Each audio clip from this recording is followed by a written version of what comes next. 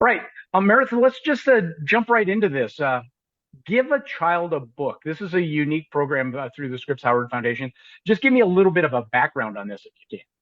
Yeah, so the If You Give a Child a Book campaign has been around for 8 years, and we've made a lot of headway since our time began.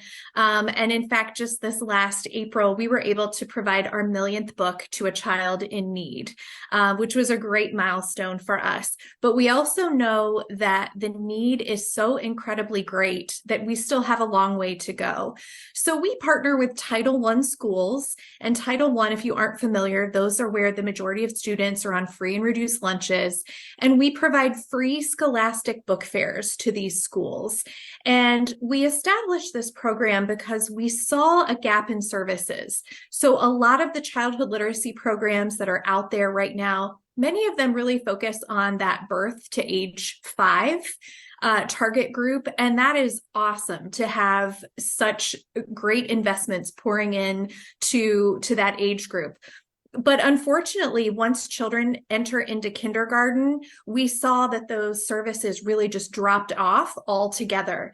And so, what we wanted to do is be able to provide books to kids once they're actually in school to build their home libraries. And our goal is to provide 10 books per child. 10 books is actually one of the magic numbers provided by research that shows that's the number that's going to make a difference. It's going to have a positive correlation on those reading and comprehension skills. This is one of those things, Meredith, that it we know the importance of reading. There's no question about that. I don't think anybody would ever argue with you about that. But the reality is, um, reading is only useful if you have something to read. And sadly, a lot of these children that we're talking about, other than maybe through the school library where they can check out one book at a time or whatever like that, and then only for a short period of time, that might be the only resource they have to develop these reading skills. And like you mentioned, at this milestone age, without that, you're falling off the edge of a cliff. It's so true because there are some really good predictors of student success correlated to the number of books that they have in their home. And we also like to focus on that age group of kindergarten through third grade. Third grade is a pivotal moment in a child's life. And up until that point, they're learning how to read. And then around that third and fourth grade level, something special happens, like something clicks within a child. And then they're going from learning how to read to reading to learn. So if they don't hit that critical milestone, unfortunately, they just fall behind academically, and it's so hard for them to make up. Yeah, this is one of those things that I mean, I've been lucky. I grew up around books. My parents were both readers, and those kind of things. That's great, but a lot of children don't have that opportunity to do that. The other thing that I know I get from a book is I have been to the top of Mount Everest. I've been to the bottom of the ocean. I have been in lands that don't exist and things like that.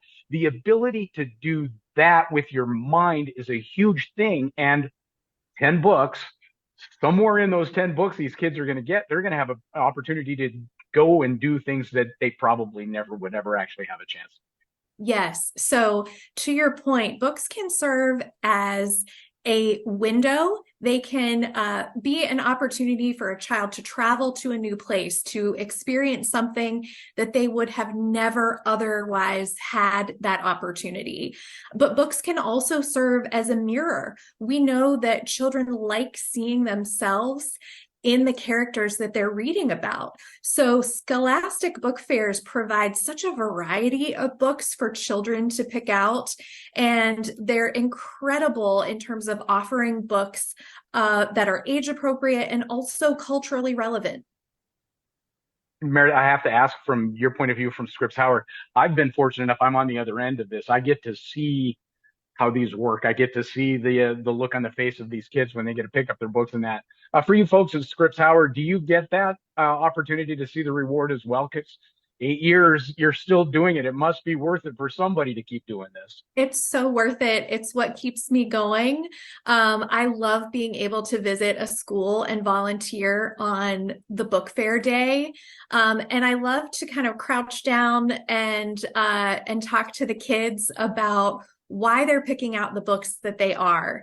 And because they can pick out 10 books, it is an opportunity for them to also share that gift of reading with siblings, with other family members. So I've seen so many children, and again, this is a population where they just do not have much to call their own. They are also in that mindset of giving. They are thinking about, not only do I want to read this book, but maybe my little sister would like to read this book. So I'm going to pick that one out too. So I love seeing that that spark in their eye, that they're already excited to not only read the book themselves, but to share that with someone that they love. The other thing that I like about the 10 book deal that you're talking about, and that is some of the books you're going to pick out because your buddy picked it out, somebody, your friend said this book and that, but it gives you a chance to go down to the other end of that table, that one book that might be about something that you wanted to know something about, but never had a chance, and pick it up. And who knows, you might be something that book is setting you on a road to do that, because there's enough variety in there. You're able to go, well, maybe I will get that book about big equipment, or I'll get that book about gardening, or whatever it is. And who knows what kind of path you're setting those children on. Exactly. It can open up a door of opportunity for them. It can shape them as a person, and it can set them on a path to success. And we just love being a part of it. I gather it's not going away then. 8 years is going to turn into 9 years, I assume.